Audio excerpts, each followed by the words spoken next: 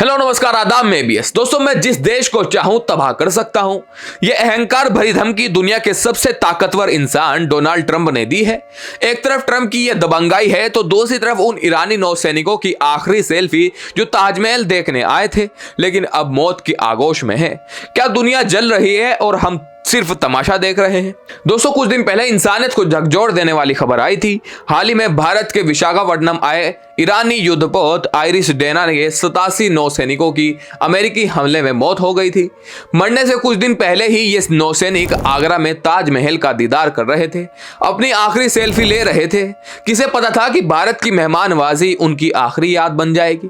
इधर Donald Trump ने खुलेआम कहा है कि I can destroy any country I want, यानी ट्रंप खुद को दुनिया का भगवान समझ बैठे हैं, जो जब चाहे किसी भी मुल्क को नक्शे से मिटा सकते हैं।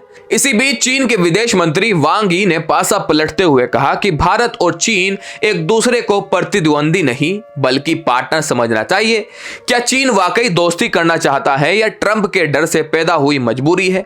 जंग की आग अब बुझने का नाम नहीं ले रही। दक्षिणी लेबनान में 2 इजरायली सैनिक मारे गए हैं तो दूसरी तरफ ईरान ने इजराइल के तेल अवीव में भारी तबाही मचाई। ब्रिटिश एम्बेसी से मात्र 200 मीटर दूर एक रिहायशी इलाके में ईरानी मिसाइल ने सड़क पर कई फीट गहरा गड्ढा कर दिया। यही नहीं, बहरीन में अमेरिकी नौसेना के 5th फ्लीट पर हुई ईरानी हमले में 21 लोगों की मौत की खबर है। भारत के अंदर भी इस जंग की तपिश महसूस हो रही है।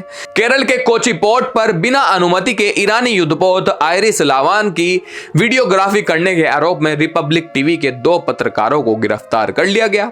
सुरक्षा कारणों से इस इलाके में शूटिंग पूरी तरह से प्रतिबंधित है। क्या यह पत्रकारिता की अति थी या सुरक्षा में सेंध लगाने की कोशिश?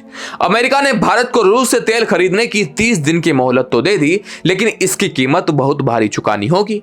जानकारों का कहना है कि अब भारत को रूसी तेल के लिए बहुत ज्यादा पैसे देने पड़ेंगे, यानी ट्रंप की परमिशन के बदले हमारी जेब पर डाका डाला जा रहा है।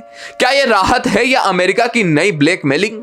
एक तरफ हमारे पत्रकार गिरफ्तार हो रहे हैं और दूसरी तरफ हमारे पुराने मेहमान ईरानी सैनिक मारे जा रहे हैं।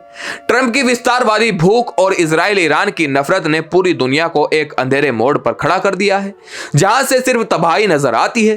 क्या ट्रंप का यह कहना कि वो किसी भी देश को तबाह कर सकते हैं तीसरे विश्व युद्ध का आधिकारिक ऐलान तो नहीं? और क्या हमें चीन की दोस्ती पर यकीन करना चाहिए? अपनी राय कमेंट्स में जरूर दें। छोटी छोटी वीडियोस बना रहा हूं ताकि जल्द से आप तक अपडेट लाऊं, बिना फालतू की बात करें और जल्द आप बोर भी ना हो। तो जल्द ही लौटूंगा और नई वीडियो के साथ और नई अपडेट के साथ। जय हिंद।